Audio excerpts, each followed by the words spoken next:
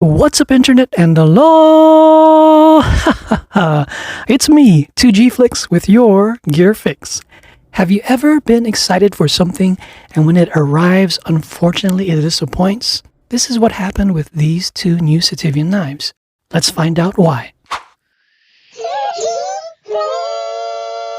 I've heard good things about Sitivien's value proposition, but never found their previous models visually appealing until these two new models came out.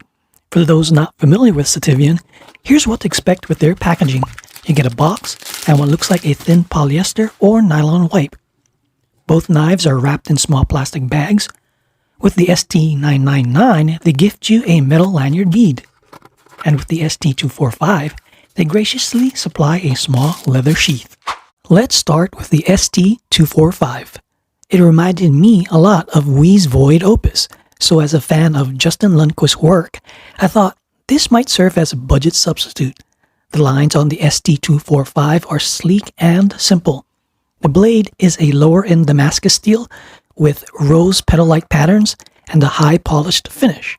So shiny that shiny happy people hold in hands. The grind at the tip of the blade upon closer inspection seemed slightly uneven to my eye, but the blade, to its credit, was sharp out of the box. Moving along to the handle, we see a faux bolster look over the liner lock and shredded carbon fiber. The quality of the CF looked excellent, and there were no voids or pitting within the scales. T6 torque screws holds the scales in place, and the T8 size screw is used on blade pivot. A lanyard hole is elegantly incorporated into the back spacer, which I really appreciate as it minimizes additional holes and keeps the look clean. Oh, so fresh and clean. Pocket clip works as it should, with no issues with the pocket clip tension. In hand, the ST245, with its neutral handle design, feels nice. Sadly, I can't comment on the action of the knife, because the tension of the liner lock seems to not have been tuned correctly, and or the length of the liner lock is just too long for the lock to slide beneath the blade to lock the blade in place. Here's a look at what I mean. Even the infamous blue pill couldn't keep this guy up. This was disappointment number 1. Moving on to the ST999. The drop point blade sports an attractive dark gray stonewash finish and flat grind. A groove extends along the upper flats of the blade, which adds visual interest and also works as a deployment option. Here's a closer look at the choil area. I would have liked to see a bit more space away from that plunge line. On the handle, we see the same shredded carbon fiber as in the ST245, and again, excellent quality. It looks like an overlay as it sits slightly above the titanium and seems to be glued in place. At the rear, we see a back spacer that runs about 60% of the handle length and a tucked away lanyard pin. Once again, a combination of T8 and T6 screws hold the piece together.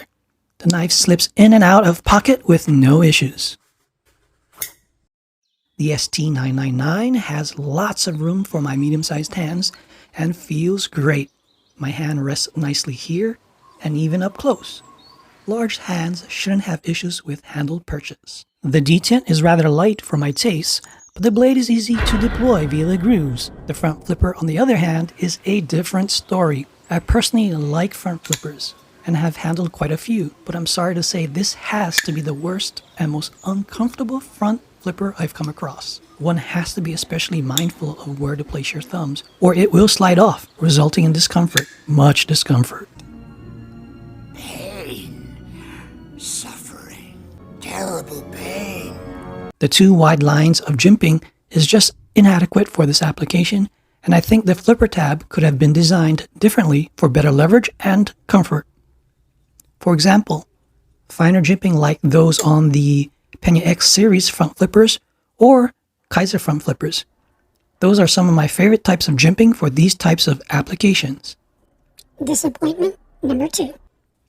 Disengaging the lock is also not the most luxurious experience, as this area pokes into your thumb.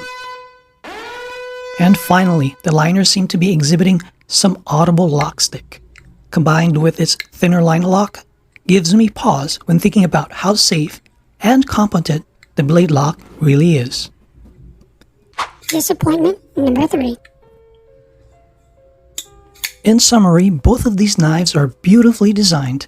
I particularly liked the quality of the carbon fiber and the stonewash finish on the blade and handle on the ST999. I really wanted to like these knives, but the issues I experienced with the quality control with these samples I purchased makes it difficult for me to recommend. And I'm actually sending both of them back to Amazon for a refund. If you have a different experience, please let me know in the comments. I would love to hear them. Thanks for watching, be kind to one another, and catch you in the next one. Peace.